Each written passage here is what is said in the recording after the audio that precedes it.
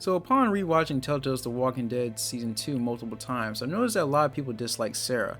Now for so many people to dislike Sarah is not really a surprise due to how annoying she can be at times, just overall not being self-sufficient. But for today, I want to explain to you guys why I think Sarah did nothing wrong. What I specifically mean by that statement is that the decisions and the way that she acts towards the world around her are very understandable for what she's been shaped into as a person. So with that, let's get right into it. The first initial appearance that we see of Sarah is during the conversation where the cabin group meet Clementine and discuss what to do with her due to her bite from the dog that she met before. Sarah peeks out seeing what all the commotion's about, further asking who the girl is.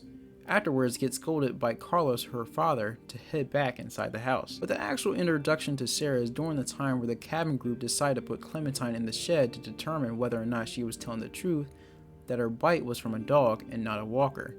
Clementine sneaks inside the house looking for some medical supplies to treat her infection, and not too long after looking around, she runs into Sarah's room where she officially meets her. Now, first impressions of Sarah, we see that she seems to showcase being a normal teenage girl, being pretty open towards Clementine as she hasn't been able to talk to another girl her age.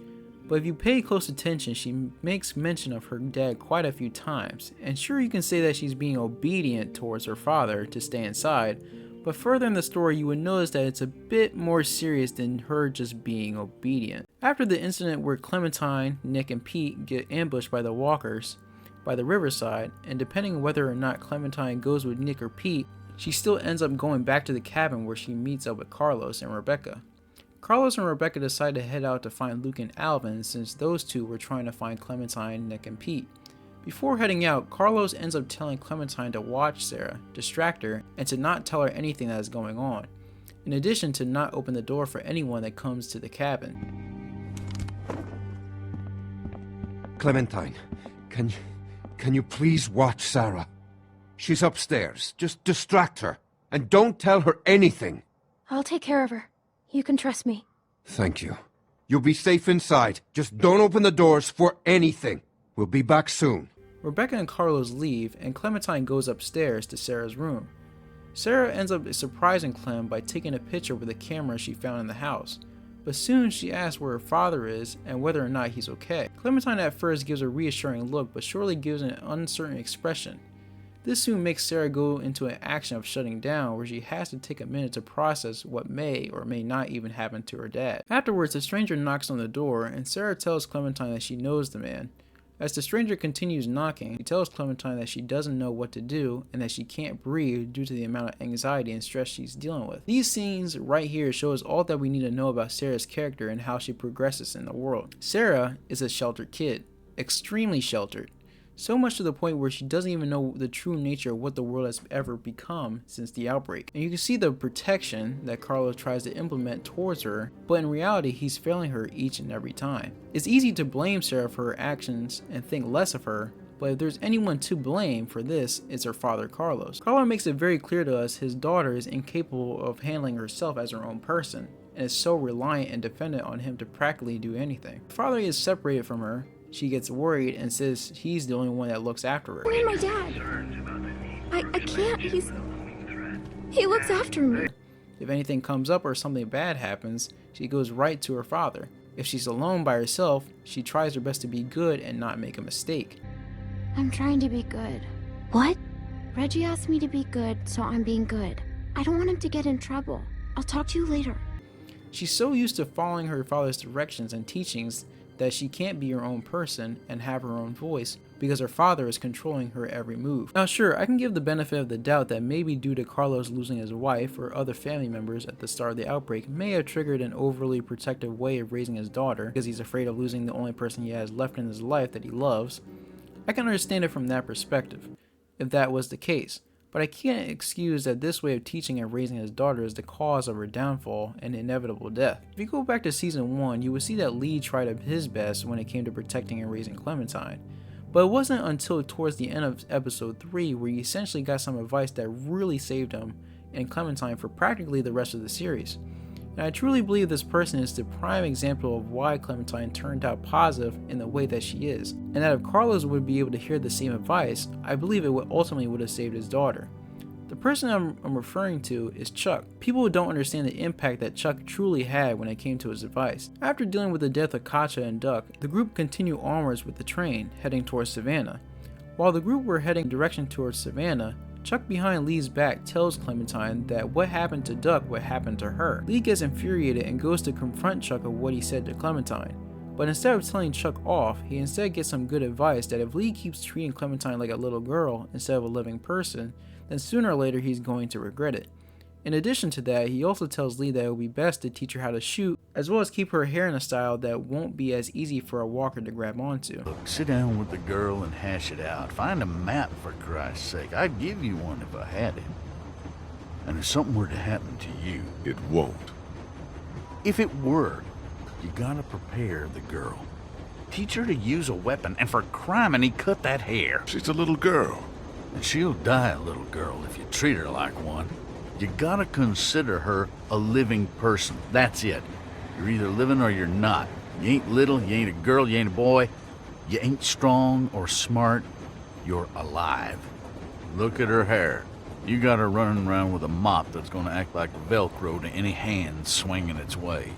Find some scissors in my pack and take care of that hair before a walker does it for you. And then show her how to use a gun. Because like it or not, that's what saves your life from here on out. I don't mean to tell you how to do your job, but too many people have died already. They have. And seeing another little girl die might just do me in. I hear you. A plan, a haircut, and a gun. It's good advice. It's something. Though at first it sounded harsh to hear, Chuck helped Lee and Clem significantly, more so Clem, as she was able to apply that advice. Few examples being where she was able to use her knowledge on how to shoot by saving Molly, though the choice is dependent on the player if you choose whether to keep Clementine with you to Crawford. If Lee is losing the fight against a stranger, Clementine would shoot him to help Lee. Lastly, another being where she had enough composure and bravery to drag Lee into a nearby jewelry store after he passed out from them going through a horde of walkers, which Lee mentions in episode 2 where it's okay to be scared in troubling times, but it's the act of pushing through the obstacles that matters in the end, which we can clearly see that that piece of advice stuck with her and she was able to save Lee. There's a scene in episode 3 of season 2 that has Carlos disciplining Sarah since she was interrupting Carver. Though Carver has done things that don't align with a lot of people, and even though it's suggesting to Carlos to backhand his daughter may have not been the best way of going about disciplining his daughter, Carver did have a point that Carlos shouldn't be coddling his daughter because again, in the long run, she wouldn't be able to grow up to be an independent, self-sufficient, free-thinking adult. That's why when you see the unfortunate events of what happened to Carlos when the group was walking through the walker horde, getting shot to then get eaten by a group of walkers, Sarah screams in agony that her only source of protection is essentially gone, and that now she doesn't know what to do with herself. And since the pain of losing that only thing is so troubling, she runs off to the nearest place to hide where the group eventually finds her, but you can see that she's completely just gone mentally wise. Now I've seen and heard from others that Sarah may have autism, which is why she's so dependent on her father, but the only thing I found that may link to something regarding to autism and any sort of disorder of some sort is that it shows that she may have anxiety disorder, as well as Carlos mentioning that her daughter in episode 1 is different, that Clementine should not associate herself with her. Besides that, there's only hinting that something is different about her. Nothing really direct that shows or is told that Sarah has this or is diagnosed with this, so it's really finicky to talk about. Okay. She isn't like you. You may not get that initially, but once you're around her for a while, you'll understand. If she knew how bad the world is, what it's really like out there, she would cease to function. She's my little girl. She's all I have left, and I would ask that you stay away from her.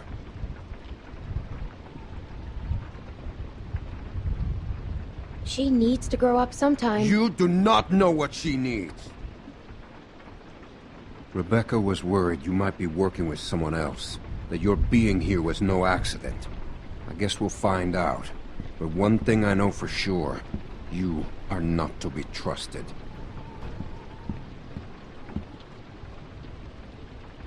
Stay away from my daughter. Besides that though, it's sad to see that Sarah had the potential to be this strong young girl, but couldn't because her father was so adamant about keeping her shunned away from the world and really preventing her growth. Which is why, despite if you decide to save her the first time, it really doesn't matter since she dies anyway back at the observation deck. It's just one of those cases that really brings me down because she's similar to Ben, in which she could have had some great character development and really could have been a strong ally with Clementine in the group. She was given the time to do so. They threw her out so fast instead of allowing her to grow into a potentially great character and comrade alongside Clementine. Could you imagine if Sarah was developed into a formidable ally and was alongside Clementine, or we meet her in the later season holding out on her own? That would have been awesome to see. Anyways, to the main point, Sarah did nothing wrong. In fact, she did the typical thing a person her age with a parental figure that sheltered her so much would do. To be so innocent and yet so afraid. What's crazy is that deep down she wasn't as ignorant and naive that her father thought that she was, and she showed that she wanted to learn how to defend herself and showed that she was capable of handling herself. All in all, Sarah did nothing wrong. Yes, we are friends. Promise? It's important. Friends have to trust each other no matter what. I promise. Me too. Friends.